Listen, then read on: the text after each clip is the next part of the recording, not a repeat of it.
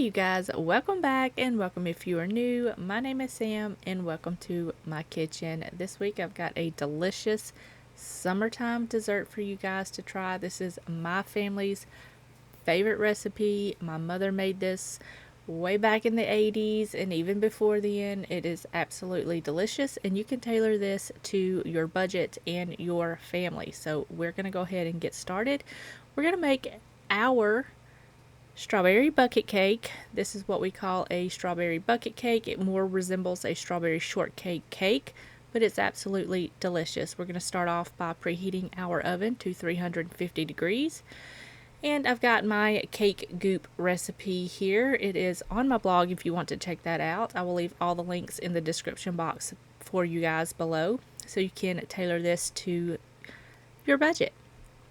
So once you get your pans completely greased with that cake goop, you're going to put some parchment rounds in the bottom of your cake pan and you're going to set that to the side. Now I thought I was filming this but my camera died, so I'm just going to walk you through this. I've got a large container of strawberries that I've just got sliced. If you want to add more strawberries, you can add more. It's up to you.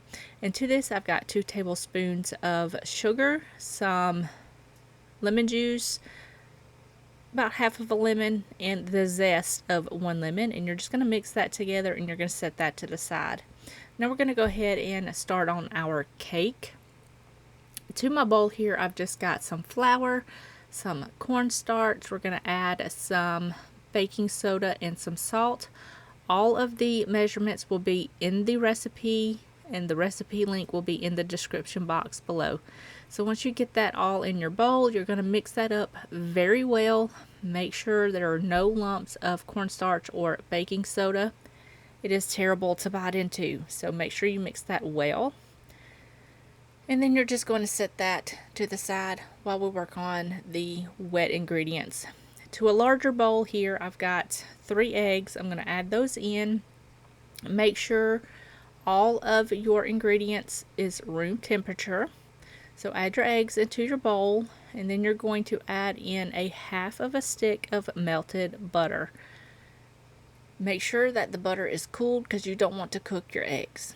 So once you get that butter in there, you're going to add in sour cream. If you do not have sour cream or if you do not like sour cream, you can substitute this with plain Greek yogurt or buttermilk. They all work fine. And then you're just going to add in 2 teaspoons of vanilla, some sugar, and you're going to whisk this together until it is completely smooth. This should take about a minute, if that. Just make sure it's very well combined and there's no lumps. You want this to be a smooth consistency. So once you get that all mixed, you're going to go ahead and add in your flour. I just dump it all in there. You can do this in 2 batches if you want to. I just have always added it all in and then mix it up.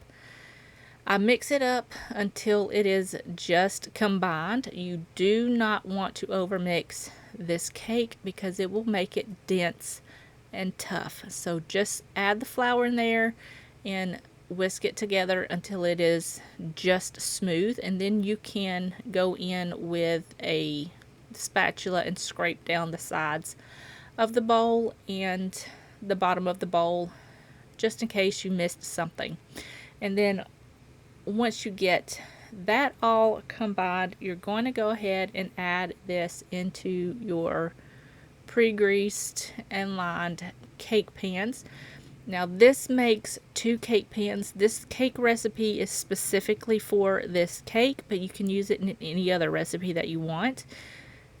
Just keep in mind it is a thick cake batter. It makes 2 medium-sized cakes. They're not the large, extremely fluffy cake mixes that you buy from the store that gets really poofy. These are more like a flat cake layer. So once you get those in there, make sure it's evenly distributed between the 2 pans. And then you're just going to smooth this down. Like I said, this is a pretty thick batter, so just make sure that you spread it out evenly across the pan. And then you're just going to pop this into your oven at 350 degrees, and you're going to bake this between 25 to 30 minutes. I would check it at the 25 mark or the 25-minute mark with a toothpick. The toothpick should come out with a few moist crumbs. I know people hate that word, but that's what you're looking for. And then you're going to take them out, cool them in the pan for 5 minutes, and then you're going to turn them out onto a wider rack, remove the paper liner, and then flip them over and let them cool completely. While those are cooling, we're going to go ahead and start on the filling portion of this cake. So to my bowl here, you can make your own glaze. Typically I make my own glaze, but today I was just not in the mood, and this is where store-bought comes in. This is just the sugar-free strawberry glaze that you can get at Walmart. You can get sugar-free or regular, depends on how you're feeling. You're going to add both tubs to your bowl. If you don't want as much, just use one tub. Completely up to you. And then you're going to add your strawberries into your glaze. Make sure that you strain out the juice because you're going to use the juice later. Just add the strawberries to the glaze, and then make sure that you mix this up really well. It's not going to overmix or anything, so you really don't have to worry about overmixing it. Just stir it up until it's combined, and then you're good to go. And then you're going to set that to the side once you get that all combined. As you see here, I'm just moving that to the side, and I'm grabbing my bucket. Now, I've had this bucket for years. It's just a large tub of ice cream bucket. You can do this in a trifle dish if you want to. It is completely up to you, but it wouldn't be a bucket cake if it wasn't in a ice cream bucket. So you're going to grab your bucket, make sure it's completely clean.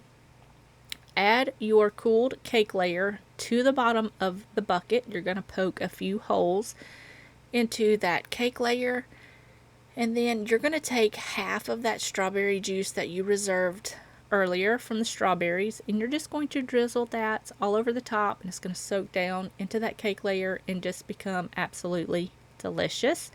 So once you get that on there, you're going to take half of your strawberry glaze and strawberries, and you're going to put that onto the top of the cake. And this, you guys, is just so good.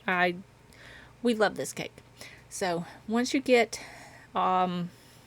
maybe half of that, you don't have to add all of it. You can add extra at the end when you're serving it if you want, but just spread that out evenly. And again, I'm taking store-bought whipped cream. You can make your own if you want to. I do that most of the time. Today, like I said, I just didn't feel like it. Grabbed whipped topping at the store, and that's what we're using. I'm going to add 1 tub of whipped cream. Again, if you don't want to add the whole tub, you can do 1 tub and then just do half the tub on each layer. So once you get that on there, you're going to spread this out evenly, and then you're just going to repeat the layers.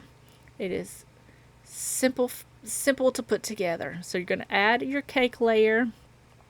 Again, you're going to poke some holes in there, and then you're going to drizzle over that strawberry liquid sauce stuff from the strawberries, and then you're going to add the rest of your glaze and spread that out evenly. And then you're just going to take a little bit more of the Cool Whip and add that on the top and spread that out as best as you can. This is where it gets kind of a little tricky and messy, but It's absolutely worth it. So once you get that on there, you're just going to take the lid, pop the lid on this, and you're going to put this in the refrigerator for at least an hour to set. And then you're good to go. You can enjoy this after an hour, and it's so good. It is my family's favorite summertime dessert. We make this every year. It is my most requested dessert every single year for the past 20 plus years, and it never disappoints. But this is what it looks like after it comes out of the refrigerator. Just make sure you use a sturdy spoon. I've had this spoon for as long as I've had this bucket. You're just going to dip all the way down to the bottom and scoop out as much as you want and put that all in a bowl. You can top this with extra strawberry glaze. You can top this with extra whipped cream. Whatever you want to do, it's going to be delicious. But I hope you guys enjoyed this week's video. If you did, give it a thumbs up. Leave me a comment in the comment section down below. And I hope you guys have a wonderful, wonderful week. I will see you next Tuesday. See you guys later. Bye.